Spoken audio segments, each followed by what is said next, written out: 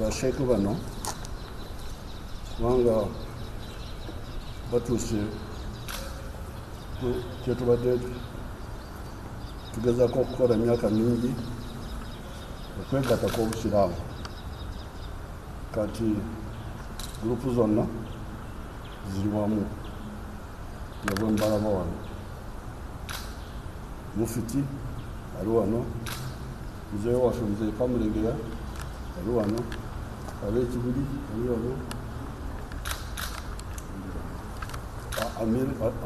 Amir Kamoga ali wano, Ndirangwa w'ekibuli Kibate.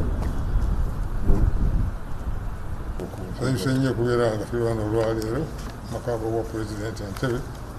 Pulezidenti atwaniriza oluvannyuma lw'okumwanjulira ekirowoozo ky'okwegatta kw'abasiraamu.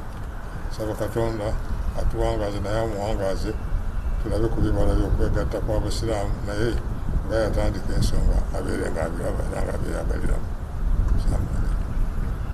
Mungu yatuwadde ekyengera ky'okubeera ntukkiriza okwegatta okukolera awamu era twebaza His Excellency President w'eggwanga lino okubeera nti agenza atuwagira mu bintu bingi era bw'atyo bw'agenda n'okutuwagira okubeera nti tuteekawo constitution, tuteekawo akakiiko akalabika nti kakuuma akalabirira properties z'obusiraamu ez'okuvaako enjawukana n'okutukkiriza okubeera nti ajja kutuwagira okutuyamba okubeera nga tugenda mu general elections abasiraamu beerondera obukulembeze bwe baagala okuviira ddala ku mizigiti, abaami n'abakyala beerondera enkiiko ze baagala okutuukira ddala waggulu.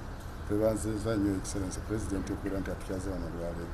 N'abantu b'oweereza Mungu abakugondezi babeere bagonvu ate babeere bawulize babeere bakkakkamu otwale eggwanga mu maaso kubanga kaweefuba omukozi ozimbye ensi yaffe Uganda ogizimbye ate ogikulaakulanyiza.